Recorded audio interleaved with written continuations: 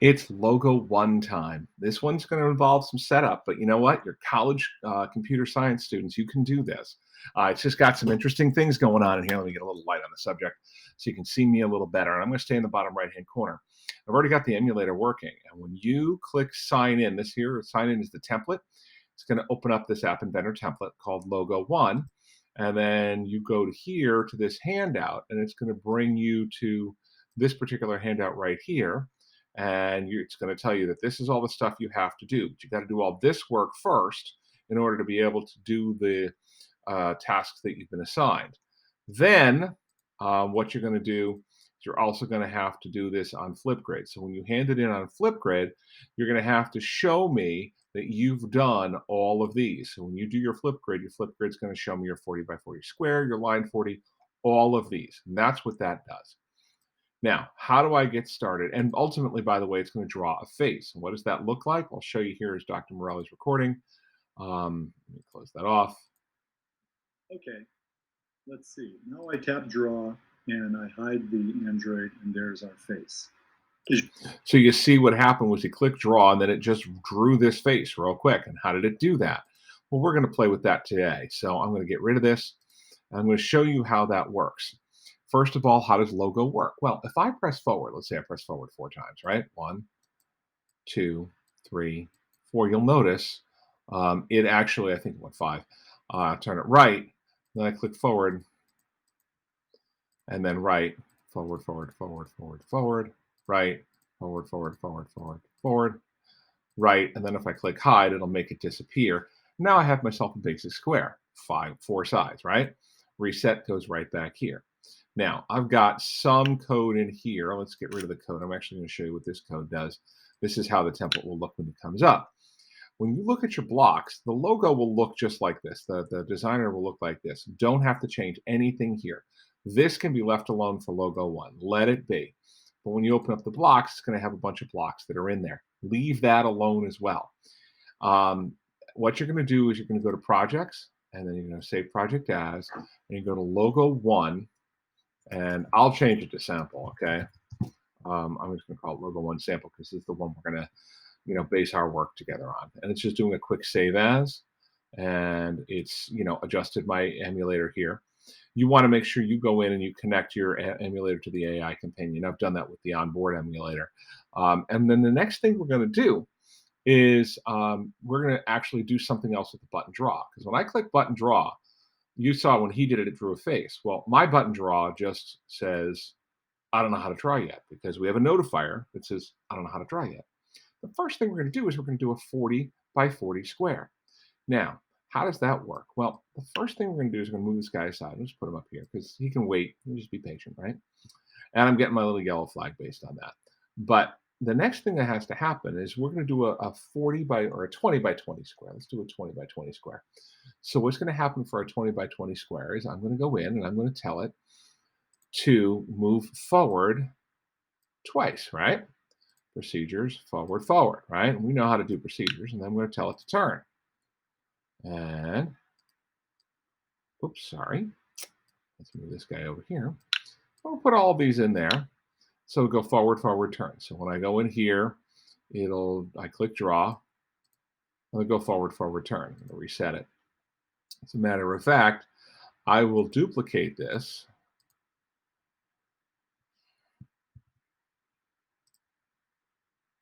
Forward, forward,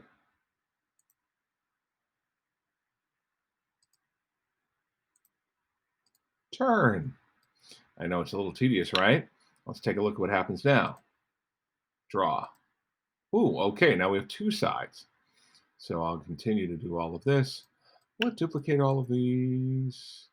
It won't. So I'll simply go copy, paste, paste, copy, paste, copy, paste, paste. And moving these guys up a little bit. Copy, paste. So it goes forward, forward, turn, forward, forward, turn, forward, forward, turn, forward, forward, turn right here, right? One side, second side, third side, fourth side. If I hit reset, I'll see what it looks like. I'll test it. I'll click draw, and I'll actually hide the uh, Android for a moment. And you see you have a 40 by or 20 by 20 square. That's great. But then let me ask you something. Why is this not necessarily great? Well, I'm going to tell you, you've got a lot of repeated blocks: forward, forward, turn, forward, forward, turn, forward, forward, turn, forward, forward, turn. I don't even know what that's about. Well, we're going to use something called a loop because we know a square has four sides. And I'm going to bring in something called a loop, which is under control. And it's this for each, and it's a for loop. There are other kinds of loops, but this is the first loop you're going to learn about. And this loop block allows you to count from one to whatever by whatever increment and do that thing X many times. One of the things computers are really good at is repeating things, and they can repeat it without getting bored, right?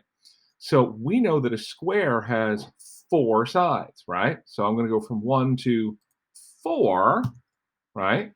By one. I'm going to do one, two, three, four. And it's an inclusive list. So it includes one, it includes four. And each time I tell it to do that, I'm going to put in forward, forward, turn. And I'm going to make this stuff go away because I don't need it anymore. And I'm going to stick it in here, right? And then when I click draw, I'm going to reset everything, right? I'm going to say draw. Drew it immediately. Kind of cool. If I really want to get fancy, I could actually pull in this thing called, do I have hide? I have hide turtle right here. And after my loop, I can drop in hide turtle. So I'm going to reset, and then I go to draw. Ooh, and it drew the square, and it went to hide the turtle. That's really kind of cool, actually. So that's my 20 by 20. And the other thing I can do, because I've got this repeating, is I can actually put this inside of my own procedure. So I can create a new procedure. We're going to use this top one for now. And I call this square 20. All right, it may be worth knowing. And I'm going to put this in here. And now I've got a procedure called square 20. So when I go over here, it lets me call square 20. And I can throw square 20 in there. Anytime I need square 20, I can do that. All right. So that's kind of neat. Sorry, I did that wrong. My bad.